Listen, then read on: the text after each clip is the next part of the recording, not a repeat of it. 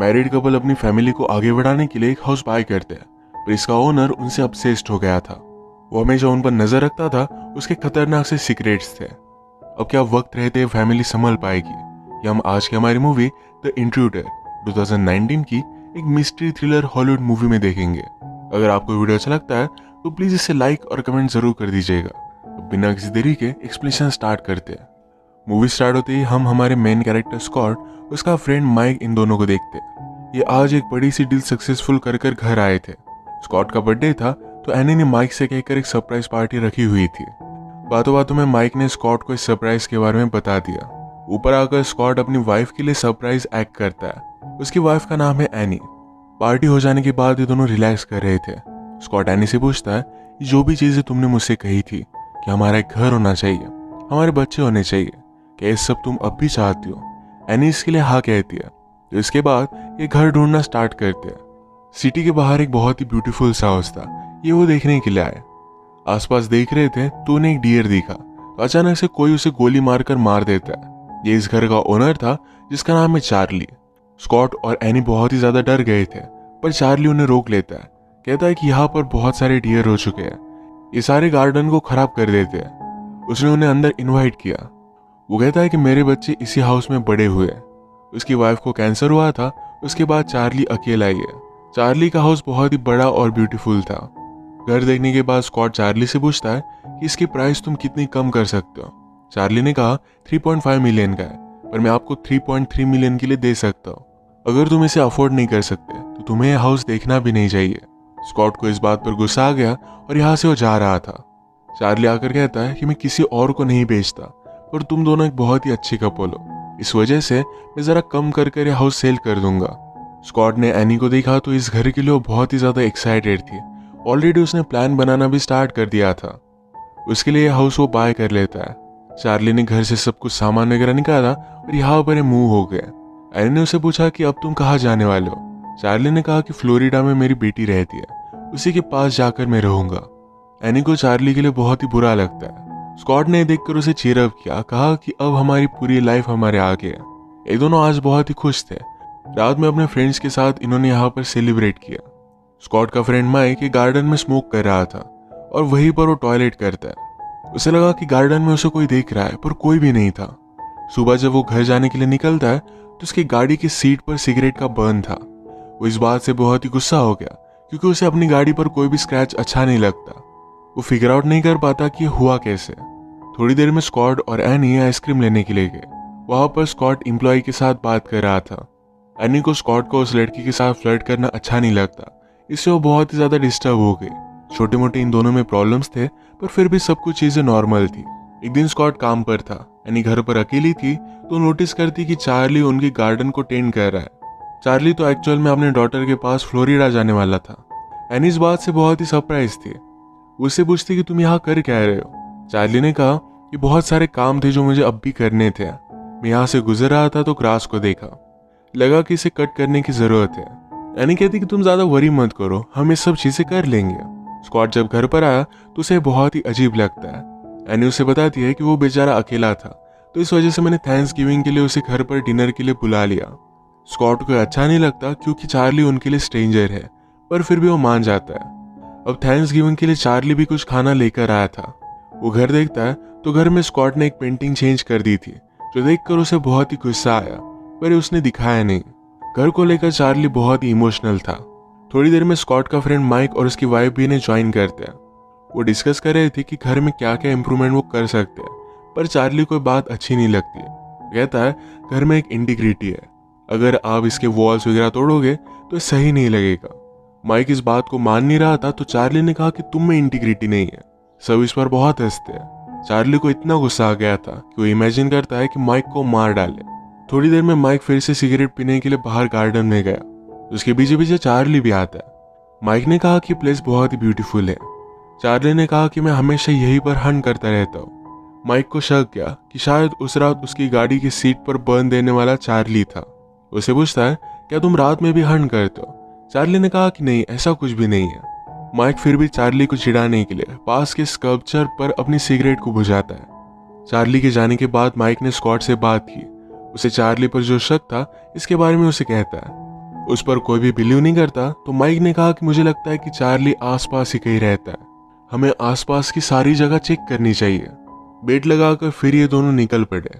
ये आगे चलकर देखते हैं तो घर के बाहर ही कोई आदमी अपनी गाड़ी में था। वो देख पाते कि वो आदमी था कौन। इससे पहले ही वो वहां से भाग गया।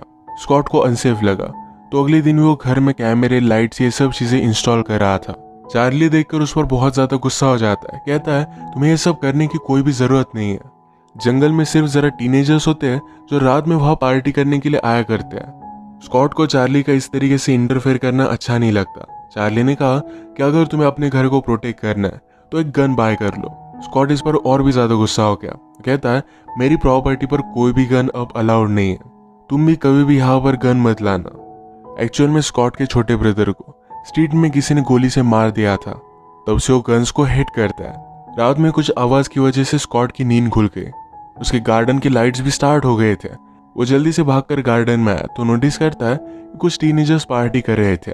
वो लाइट बंद कर जा रहा था, तभी हम शैडोज में चार्ली को नोटिस करते हैं। अब क्रिसमस आ रहा था तो एनी के साथ वो ट्री लेकर आता है। जो घर पर आया तो घर के बाहर ही चार्ली को उसने देखा।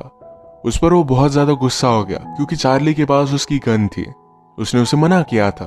चार्ली उसे सॉरी कहता है।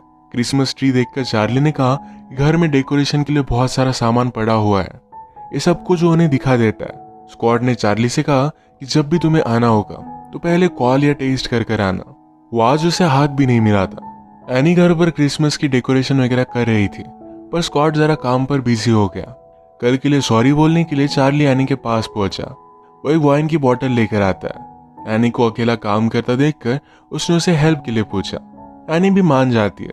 चार्ली ने कहा कि तुम सिटी की लड़की लगती नहीं।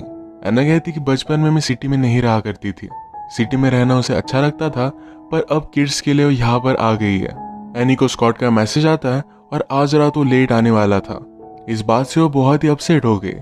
स्कॉट अपने क्लाइंट के साथ ड्रिंक पर आया हुआ था, तो उसकी क्लाइंट उसे किस कर लेती है, पर स्कॉट ने उसे मना कर दिया। घर आने पर एनी स्कॉट पर बहुत ज्यादा गुस्सा थी। कहती है लास्ट टाइम भी तुमने इसी तरीके से चीजें करना स्टार्ट किया था और इसके बाद तुम्हारा अफेयर हुआ। यही रीजन था प्रीवियस में भी एनी उस पर अपसेट हुई थी। स्कॉट उसे अश्योर करता है कि फिर से ऐसा कुछ भी वो नहीं करेगा। एनी ने स्कॉट को आज रात नीचे ही सोने के लिए कहा। रात में फिर से स्कॉट को लगा कि घर में कोई है, तो सब जगह पर देखने लग जाता है, तो एनी भी उसका आवाज सुनकर नीचे आ गई थी। स्कॉट ने उसे फिर से सॉरी कहा। ये दोनों यही इंटीमेट होने लग गए। तभी हम देखते हैं चार्ली घर में था और इन्हें देख रहा था। अगले दिन टाउन में स्कॉट कॉफी लेने के लिए गया हुआ था। वो एक आदमी उससे बात करने लगता है और कहता है कि तुम चार्ली के घर में रह रहे हो।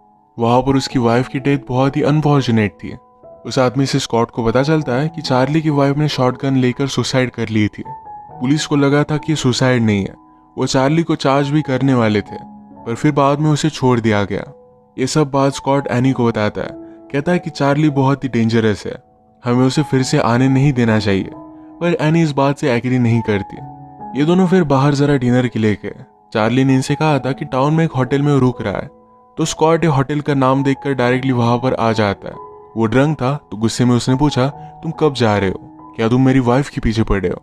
एनी स्कॉट को कंट्रोल कर यहाँ से लेकर जाती है। अगली सुबह जब स्कॉट रनिंग के लिए निकला तो एक गाड़ी उसे टकरा कर भाग जाती है।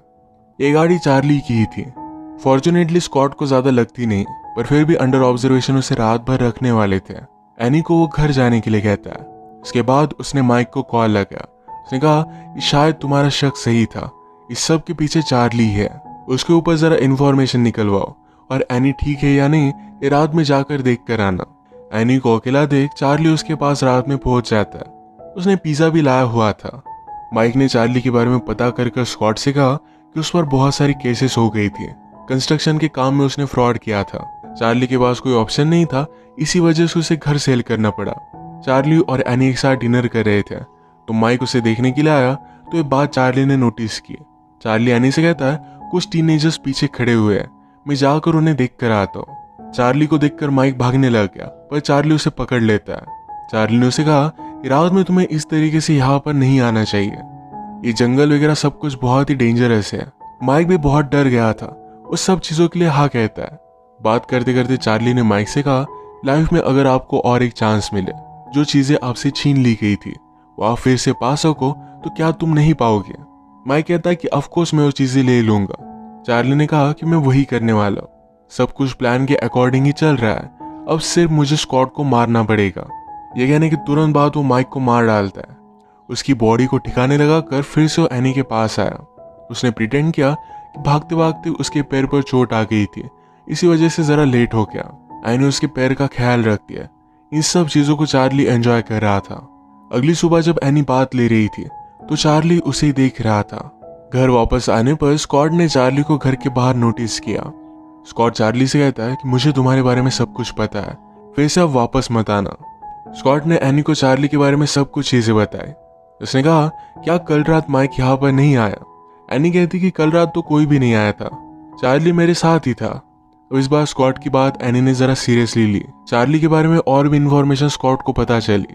चार्ली की डॉटर ने उसका नाम भी चेंज कर लिया है। उसकी डॉटर फ्लोरिडा में नहीं तो किसी और जगह पर दूर रहती है। नेक्स्ट सीन में हम देखते हैं कि एनी ग्रोसरी लेकर घर पर आई तो चार्ली ऑलरेडी घर में था। वो बहुत ही डर जाती है, कहती कि तुम्हें यहाँ से निकल जाना चाहिए। चार्ली ने कहा कि हम दोनों को ऐसे अकेले कभी भी टाइम नहीं मिलता, स्कॉट हमें डिस्टर्ब करता रहता है, मैं उसे हैंडल करने वाला हूँ, मुझे सिर्फ जरा टाइम चाहिए।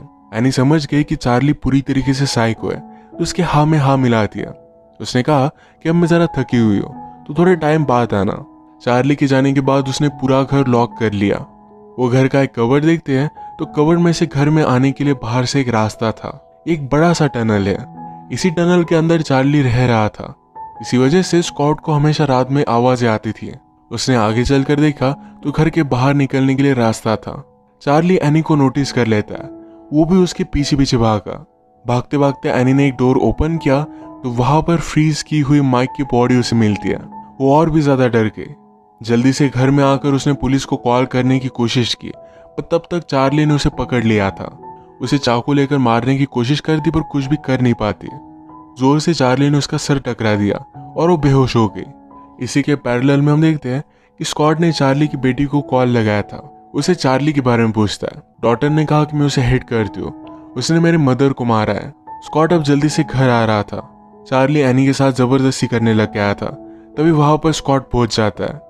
उसकी आवाज सुनकर चार्ली ने स्कॉट पर भी हमला कर दिया। उसने डायरेक्टली उसे ऊपर से नीचे फेंक दिया। एनी को तभी होश आ जाता है, वो डोर लॉक कर देती है, पर फिर भी चार्ली ने ओपन कर लिया। वो इन दोनों पर बहुत ज्यादा गुस्सा हो गया था। वो एनी को भी मारने लग जाता है। स्कॉट जख्मी हालत में ऊपर आ गया। एनी और वो मिलकर चार्ली को मारने लग गए। चाकू लेकर एनी चार्ली को हर्ट कर देती है। चार्ली भागते भागते नीचे चला गया। वहां से एक गन लेकर आता है। घर के लाइट्स बंद कर उन्हें शूट कर रहा था। एनी और स्कॉट छुप गए थे। बड़ी चालाकी से स्कॉट ने बेसबॉल का बैट लेकर चार्ली को बेहोश कर दिया। चार्ली को जब होश आया तो उसकी गन स्कॉट के पास थी। चार्ली कहता है तुम मुझे कभी भी मार नहीं सकते। एनी पुलिस को कॉल कर बताती है कि हमारे घर में कोई घुस आया था तो मेरे हस्बैंड ने उसे मार डाला। स्कॉट हमेशा गन से डरता था, पर इसका मतलब ये नहीं कि उसका कोई भी फायदा उठाए, तो इसी वजह से चार्ली को मार डालता है। इसी के साथ ही मूवी एंड हो जाती है। अगर आपको ये वीडियो अच्छा लगा तो प्लीज़ इसे लाइक और कमेंट जरूर कर दीजिएगा। मैं बहुत सारी मूवीज़ लेकर आते रहता हूँ, तो प्लीज़ चैनल को सब्सक्राइब कर दीजिए और बेल नोटिफिकेशन आइकॉन दबाना मत भूलिएगा। हम फिर से मिलेंगे और एक नई मूवी के साथ। तब तक के लिए थैंक यू।